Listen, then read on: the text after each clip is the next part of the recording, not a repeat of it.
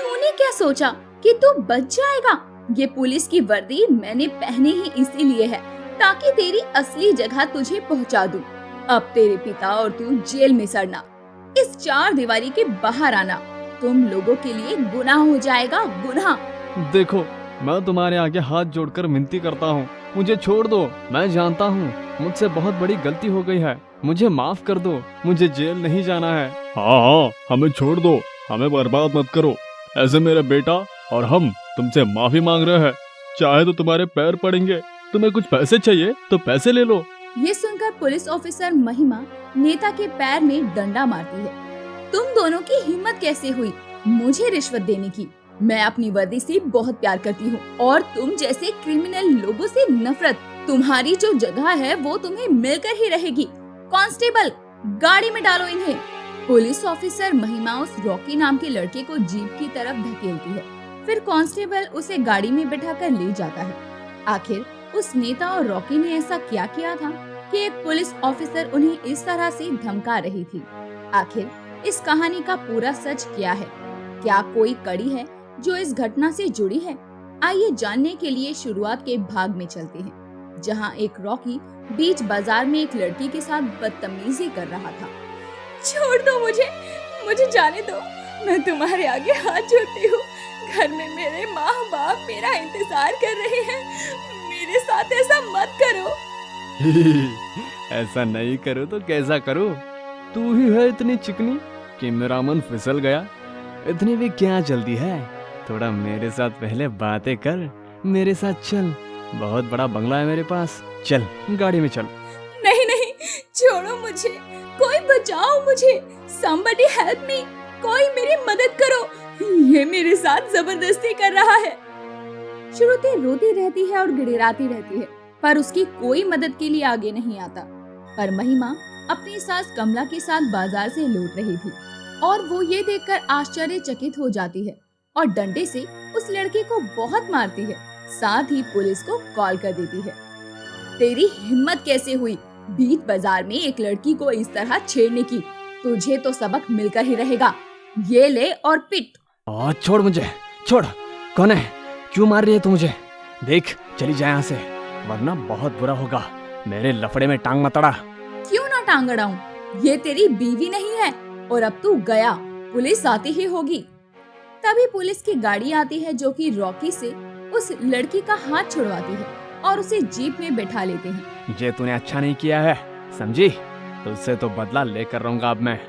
फिर पुलिस उस रॉकी को अपने साथ ले जाती है और महिमा उस लड़के के खिलाफ रिपोर्ट दर्ज करवा कर चली जाती है। कुछ देर बाद एक पुलिस वाला आता है और उसके पास नेता ओम प्रकाश का कॉल आता है और उससे बात करते ही वो डर के मारे रॉकी को छोड़ देता है और पुलिस की गर्दन पकड़ के कहता है, साले तू जानता नहीं है मेरा बाप नेता है, नेता ओम प्रकाश राव। तूने मुझे जेल में अंदर किया ना, अब देख वो तेरे साथ क्या करेगा। मुझे माफ कर दीजिए, मुझे पता नहीं था आप इनके बेटे हैं, वरना मैं तो ऐसा करने की कभी सोच भी नहीं सकता हूँ। तूने मुझसे माफी मांग ली इसलिए तुझे छोड़ रहा हूँ, वरना तेरी खटिया खड़ी कर देता। तभी रॉकी जेल से छूटकर फिर से आवारा गर्दी करने लगता है। वहीं दूसरी ओर महिमा अपने परिवार के साथ खुश थी, पर अब उसकी खुशी ज्यादा दिन तक टिकने वाली नहीं थी। खैर, वो अपने पति रमेश और सास ससुर को खाना परोस रही थी और वो एक मिडिल क्लास फैमिली से थी। माँ जी, पापा जी, और आप साग लीजिए ना थोड़ा सा, और मैंने बाजरे की रोटी भी बनाई है। बहू, तू मुझे दोनों चीज दे दे। अरे मुझे तो बहू 2 बाजरे की रोटी दे दे घी लगाकर। जी माँ जी। अगले दिन रमेश अपने परिवार को पिकनिक से घुमा कर लाता है तो रॉकी के गुंडे उन्हें रास्ते में परेशान करते हैं। फिर रमेश उनसे मिलने जाता है, जिसमें उसके गुंडे लोग रमेश को बहुत मारते हैं। तभी महिमा कहती है, क्या कर रहे हो? छोड़ो मेरे पति को। मैंने बोला छोड़ो। कौन हो तुम और हमें क्यों परेशान कर रहे हो? महिमा, तुम मम्मी और पापा को यहाँ से घर लेकर जाओ। तेरी तो हड्डी का चूरमा बन के ही रहेगा और इसकी वजह सिर्फ और सिर्फ तू है। फिर रॉकी महिमा को धमकी देकर रमेश को इतना मारता है कि वो अपना दम तोड़ देता है। अपने पति की मृत्यु देखकर महिमा पागल सी हो जाती है और उसके घर वाले भी बहुत रोते हैं। फिर महिमा पुलिस स्टेशन में उसकी दूसरी FIR कराने के लिए जाती है, जो कि पुलिस वाला लिखता ही नहीं है। इंस्पेक्टर साहब, मैं बोल रही हूँ, आप बहुत गलत कर रहे हैं। आप मेरी कंप्लेंट क्यों नहीं दर्ज कर रहे? मेरी आंखों के सामने उस रॉकी ने मेरे पति को मार दिया और किसी ने हमारी मदद नहीं की। आप तो कम से कम मेरे पति को इंसाफ दिलवा दीजिए। तुम्हें बहुत प्यार और शराफत से समझा रहा हूँ, मैं तुम्हारी कंप्लेंट नहीं लिखूंगा। चुपचाप घर वापस चली जाओ और अपने परिवार के साथ रहो। कहीं ऐसा ना हो कि इस कंप्लेंट के चक्कर में तुम सब कुछ खो बैठो। और ये याद रखो, वो लड़का कोई आम इंसान नहीं, नेता का बेटा है, तो तुम्हारी चल नहीं सकती है। ओहो, तो अब समझी, वो नेता का बेटा है और उसने आपको पैसे दिए होंगे, इसीलिए आप मेरी कंप्लेंट नहीं लिख रहे ना? बिल्कुल ठीक पहचाना, अब जाओ यहाँ से। आप गलत कर रहे हैं, इसका हर्जाना आपको भुगतना ही होगा। गरीब मजबूर लोगों की आप बात तक नहीं सुनते।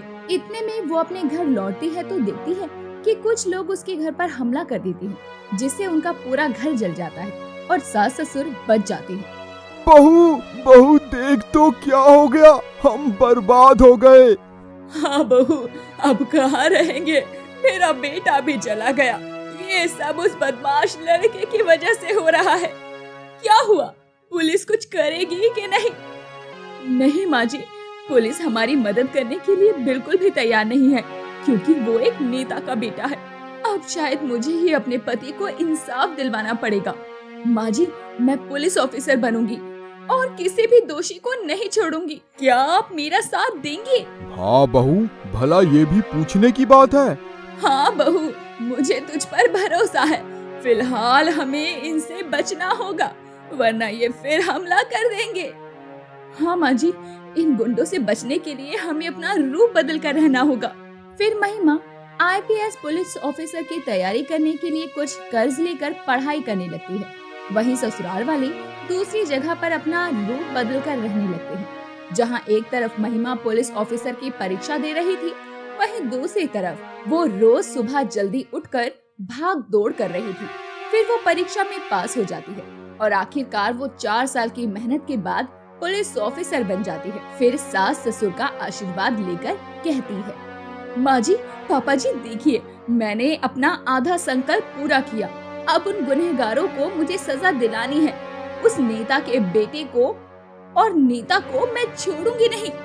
किसी को मत छोड़ना, हमारे घर को जीना है। उन लोगों ने हमें डराया है, धमकाया है, यहाँ तक कि तुझे विधवा कर दिया। इसकी कीमत तो उन्हें चुकानी पड़ेगी।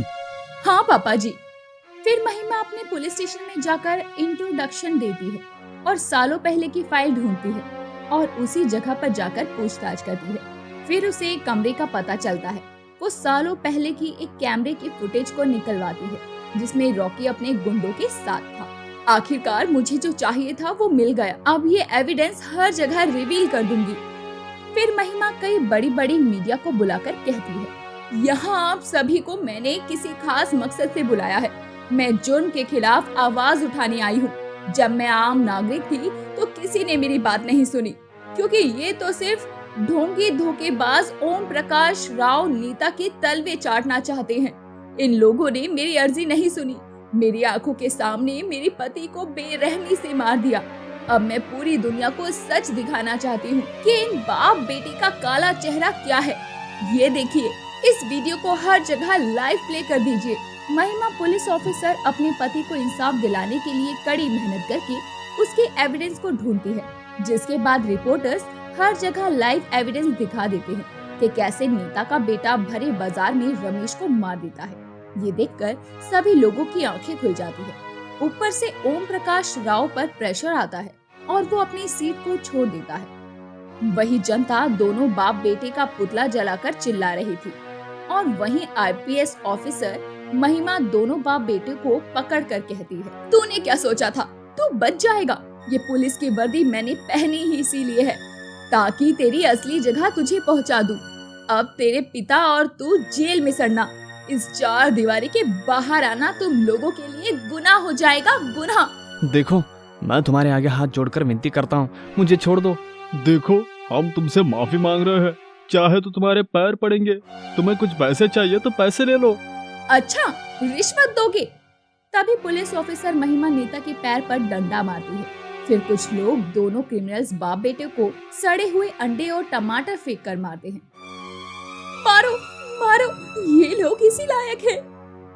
फिर पुलिस ऑफिसर महिमा उन्हें जीप की तरफ धक्का मारती है। जीप में बैठने के बाद दोनों जेल पहुंच जाते हैं, जहां उन्हें उनके किए की सजा मिलती है। वहीं दोनों सास ससुर महिमा पर गर्व करते हुए कहते हैं, बहू, हमें तुझ पर बहुत फक्र हो रहा है कि तू हमारी बहू है। आखिरकार तूने पुलिस ऑफिसर बनकर हमारे बेटे को इंसाफ दिला ही दिया। हाँ बहू, सच में हम बहुत भाग्यशाली हैं कि तू हमारी बहू है, और अब बेटी भी।